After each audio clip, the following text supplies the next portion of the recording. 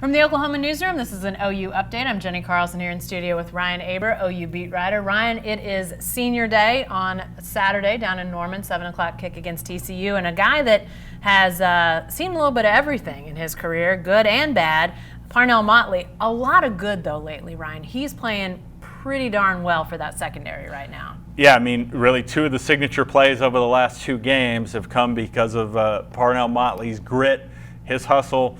2 weeks ago against Iowa State, the interception on the two-point conversion, but wasn't just the fact that he got the interception, it was the play to break up the two-point conversion and keep Oklahoma ahead in that game.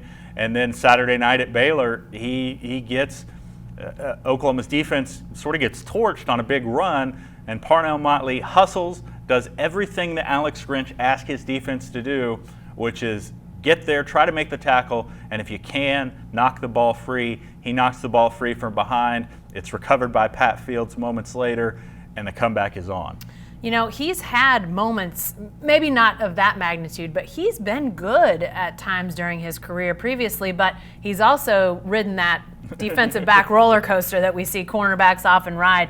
But he seems to have managed it well, Ryan. I mean, I know these guys have the, forget the last play mentality, but he's definitely been able to do that. Yeah, he personifies that, and I think there's a group of fans who haven't appreciated what Parnell Motley has been. I think he's been overall really good during his career. Yes, he's been burned his fair share of times, but he's also made a lot of plays.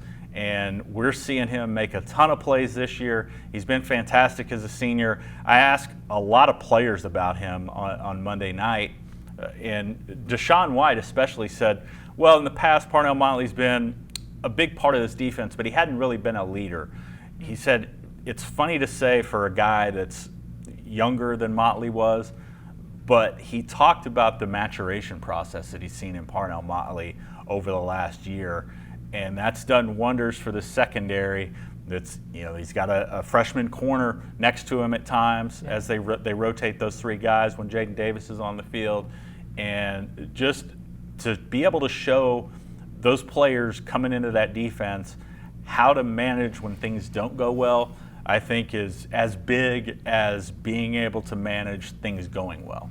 As if a senior day send-off, TCU comes to town and brings one of the best, fastest, most dangerous guys in the Big 12 with him. Parnell Motley gets to go out facing one of his biggest tests of the year. Yeah, he does. Jalen Reagor has been fantastic lately for TCU. Didn't get off to a great start, but like you said, he's fast. He can be powerful.